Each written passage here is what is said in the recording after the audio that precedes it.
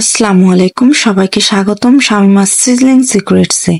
আজ আপনাদের জন্য নিয়ে এসেছি একটি দারুণ মজাদার এবং সহজ নাস্তার রেসিপি, যা পাউরুটি, চিজ আর ডিম দিয়ে তৈরি করা হবে, যা সকালের নাস্তা কিংবা বিকালের হালকা ক্ষুধার জন্য একদম পারফেক্ট।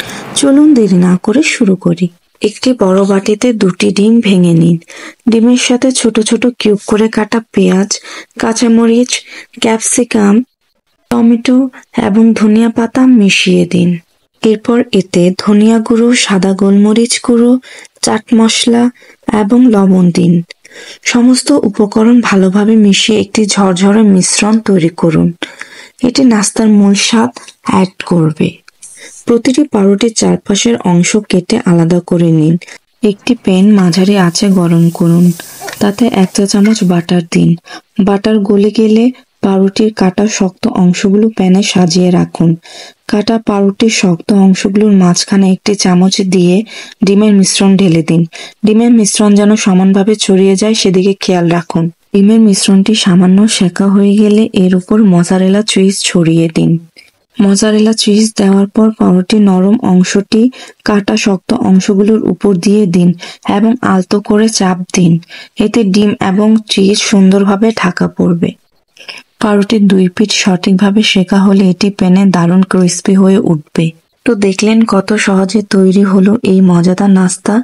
এটি খেতে যেমন সুস্বাদু, তেমনি পরিবারের সবার জন্য একদম পারফেক্ট। আশা করি রেসিপিটি আপনাদের পছন্দ হবে। যদি ভালো লেগে থাকে তাহলে আমার চ্যানেলটি সাবস্ক্রাইব করতে ভুলবেন না। এখন আমার ছোট ভাগ্নি এটি টেস্ট করবে এবং আমাদের জানাবে তার কাছে কেমন লেগেছে।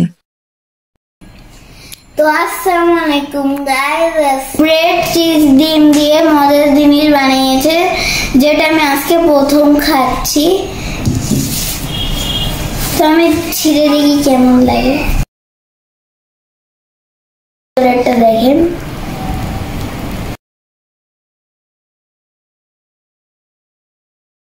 গাইস দেখো চিজ বের হচ্ছে। এখন আরেকবার ছিঁড়ে দেখি দেবো। এদিকে চিজ বেরোচ্ছে দেখুন, এগুলা সব চিজ আছে। কিন্তু এটা অনেক মজা হয়েছে খালামণি, কিন্তু প্রতিবারের মতো আমি বলবো না সেই স্বাদ। এটা একটা নতুন কথা না গাইস। বাই বাই, আসসালামু আলাইকুম। এটা তোমরা একবার বানায় ট্রাই করিও, অনেক মজা হয়েছে। কিন্তু আমি মুখে অনেক মজা হয়েছে গাইস। এটা আমি আরেকবার। আসসালামু আলাইকুম গাইস, এটা অনেক মজা হয়েছে। এখানে আমি শেষ করছি। সবাই ভালো থাকবেন, সুস্থ থাকবেন। আবার দেখা হবে নতুন কোনো মজাদার রেসিপি নিয়ে। আল্লাহ হাফেজ।